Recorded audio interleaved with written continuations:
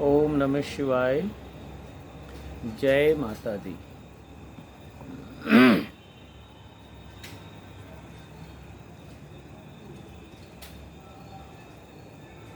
शिव कृपा योग में आपका स्वागत है और एक विशेष सूचना देने के लिए मैं ये वीडियो आप तक भेज रहा हूँ। विशेष सूचना ये है कि अभी 16 अक्टूबर को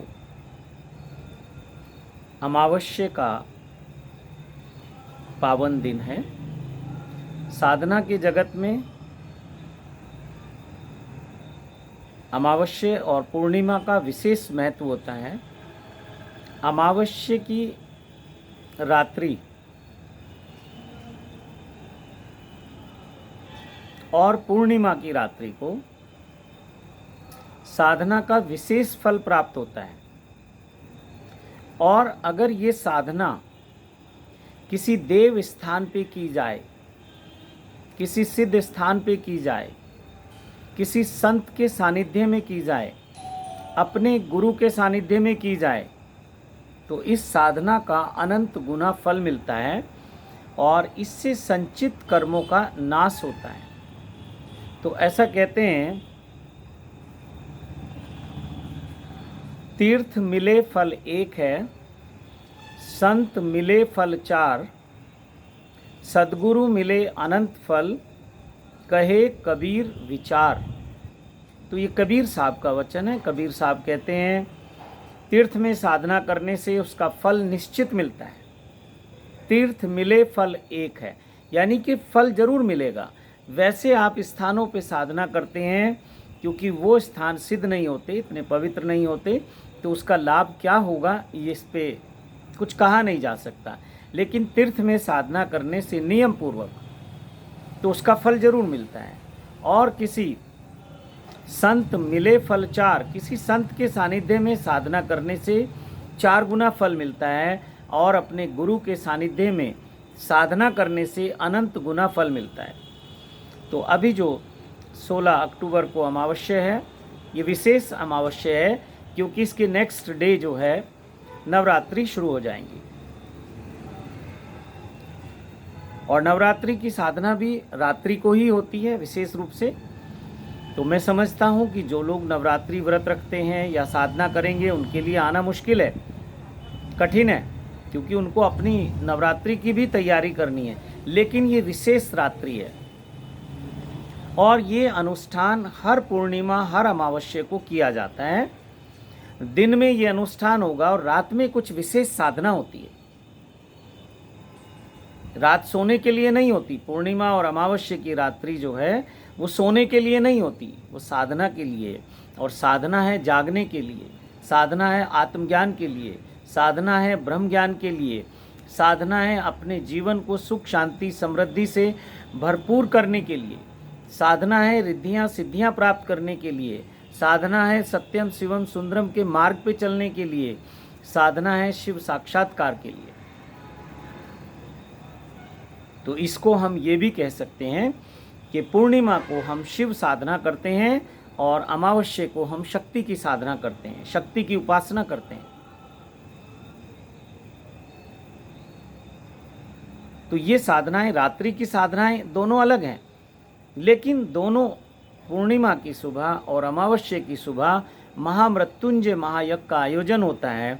और इस यज्ञ में भाग लेने से आपके जन्मों जन्मों के संचित कर्म कटते हैं, आपके दुख दूर होते हैं, आपकी दरिद्रता दूर होती है, आपकी परेशानियां दूर होती हैं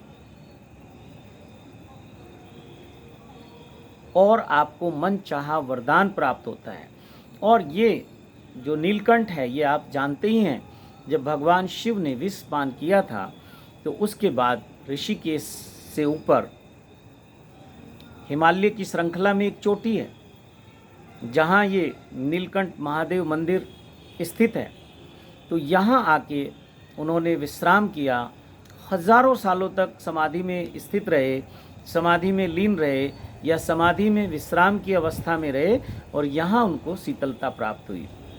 तो यहाँ आने वालों के खास करके इस महामृत्युंजय महायज्ञ में भाग लेने वालों के जो कर्म है, या कहें कि जीवन का जो जहर है, वो समाप्त हो जाता है। भोलेनाथ उसको पी लेते हैं, उसको कष्टों को दूर कर देते हैं। तो ये विशेष इसका महत्व है। तो जो लोग भी इसमें आना चाहते हैं, जो लोग से मतलब है जो शिव कृपा योग में साधक हैं, जो सदस्य हैं, उनको ही इसमें परमिशन है आने की। नए लोगों को परमिशन नहीं है, ना ही नए लोगों को कोई समय दिया जाएगा और ना ही उनसे कोई बातचीत हो पाएगी। तो जो भी नए शिव भक्त हैं, नए साधक हैं, वो कृपया ना आए। बहुत सारे लोग कहते हैं हम अपना रजिस्ट्रेशन वहीं आके करा देंगे। नहीं, वहाँ समय नहीं होता है।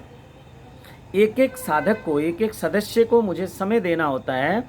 इसलिए मैं उन लोगों से पहले ही माफ़ी मांगता हूँ कि वो वहाँ ना आए जब तक उनके पास सदस्यता नहीं है, जब तक वो शिव कृपा योग के साधक नहीं है। शिव कृपा योग में कुछ नियम होते हैं, कुछ साधनाएं होती हैं, और ये सब सिद्ध साधनाएं हैं। तो जो लोग ऐसा चाहते हैं कि उनकी कुछ विशेष मनोकामनाएं हैं, या उनके जीवन में कोई दुख है, कष्ट हैं, परेशानियां हैं, या वो सुख शांति समृद्धि ऐश्वर्य चाहते हैं, या वो सत्यम शिवम सुंदरम के मार्ग पे चलना चाहते हैं, या वो शिव साक्षात्कार चाहते हैं, तो उन सब का इस महामृत्युंजय महायज्ञ में ये पूर्णिमा और अमावस्या को होता है। इस बार अमावस्या यदि आप नहीं आ सकते, 16 अक्टूबर 2020 की मैं बात कर रहा हूँ, तो फिर आप पूर्णिमा को आ सकते हैं। पूर्णिमा नहीं आ सकते तो उसके बाद भी आ सकते हैं, और उसके बाद नहीं आ सकते तो उसके बाद आ सकते हैं। हर महीने पूर्णिमा और अमावस्या को ये महामृत्युंजय महायज्ञ होता है, और रात्रि में कुछ विशेष साधनाएं होती हैं। और जल्दी ही अब हम 3-3 दिन के, 5-5 दिन के ध्यान साधना शिविर यहाँ पे शुरू करने वाले हैं, ताकि आपको रिद्धियाँ सिद्धियाँ प्राप्त हो सकें, आपके जीवन के दुख दर्द कट सकें, आपको सुख शांति समृद्धि प्राप्त हो सके। बहुत बहुत इसके लाभ हैं। जब आप आएंगे तो मैं आपसे बात करूंगा। और अभी दूसरी जगह कैंप करना संभव नहीं है, तो हम नीलकंठ में ही करेंगे, और प्रकृति के बिल्कुल सानिध्य में करेंगे, आकाश के नीचे करेंगे। घबराइए नहीं, सब तरह से आपकी रक्षा की जाएगी, सब तरह से आपको सुरक्षा दी जाएगी, सब तरह से आपको जो एक बेसिक नीड्स हैं, बेसिक ज़रूरतें हैं, वो आपको वहाँ पूरी होंगी। कोई बहुत लग्जरियस सोच के वहाँ ना आए। बहुत ही जैसे साधक क्या है, फक्कड़ होता है, फ़कीर होता है, तो उस फ़कीरी में जो लोग जीना चाहते हैं, साधना करना चाहते हैं, वो मखमल के गद्दे तो आपके घर में हैं, वहाँ आप रह के करिए साधना। वो एसी कूलर और वो सब तो वहाँ आपके घर में है, लेकिन यहाँ तो महादेव की व्यवस्था है। तो मिनिमम से मिनिमम में, कम से कम में रह के आप अपना समय व्यतीत कर सकें, और बस केवल साधना के लिए आए, मनोरंजन के लिए नहीं आए। कोई सोचते हैं चलो पिकनिक मनाए आते हैं, नीलकंठ घूम के आ जाते हैं। नहीं, घूमने नहीं आना है, वहाँ पे आपको साधना के लिए आना है। और साधक की ज़रूरत बहुत कम होती है, और अपनी ज़रूरतों को वो कम कम कम कम कम करता चला जाता है। तो आप सबका स्वागत है। अभी 16 अक्टूबर को है अमावस्या, और उसके बाद मुझे लगता है कि 31 अक्टूबर को, ये आप देख सकते हैं, हम लोग हिंदू कैलेंडर को फॉलो करते हैं। वो जो स्वास्तिक का निशान बना हुआ है, हिंदू कैलेंडर, तो हम उससे पूर्णिमा और अमावस्या देख के डिसाइड करते हैं। कई बार पूर्णिमा और अमावस्या अलग अलग तारीख में होती हैं, कि 2 बार हो जाती हैं, लेकिन हम उसके अनुसार चलते हैं। तो जो भी शिव कृपा योग के साधक हैं, उनके लिए मैं कहूँगा कि आप उस ऐप को डाउनलोड कर लो, या वहाँ से आप देख लिया करो आपकी पूर्णिमा और अमावस्या कब है। और इस बार हम आपको लगभग 15 दिन पहले ये भेज दिया करेंगे प्रोग्राम, या पूरे साल की जो अमावस्या और पूर्णिमा है वो हम आपको भेज देंगे, जिसके अनुसार हमारा कार्यक्रम रहेगा। तो आप उसमें आ सकते हैं, आपका स्वागत है। तो शिव कृपा योग से जो भी साधक जुड़े हुए हैं, जो शिव कृपा योग के सदस्य हैं, उन्हीं का स्वागत है, वही आ सकते हैं। दूसरे लोग इसमें ना आए, क्योंकि उनको समय नहीं मिल पाएगा। जो भी नए लोग जुड़ना चाहते हैं, सबसे पहले वो अपना रजिस्ट्रेशन कराएं, और उनका जो साक्षात्कार है वो फ़ोन के द्वारा होगा। उनकी बातचीत मुझसे फ़ोन के द्वारा होगी। आप अपनी कुछ बातें मुझे बताएंगे, और मैं अपनी कुछ नियम और शर्तें आपको बताऊंगा। कोई बहुत ऐसा नहीं है कि बहुत कठिन शर्तें, लेकिन एक साधना शुरू करनी होती है और वो आप शुरू करें। और रही बात नियम की, तो नियम ऐसा कुछ नहीं है, आपके भीतर वो श्रद्धा, वो लगन, वो प्यास होनी चाहिए साधना की, और फिर आप आइए। और इस दुनिया में आप जो कुछ मांगना चाहें मांग सकते हैं। जिस कष्ट से, जिस परेशानी से आप मुक्ति चाहते हैं वो मिल सकती है, लेकिन शर्त है साधना।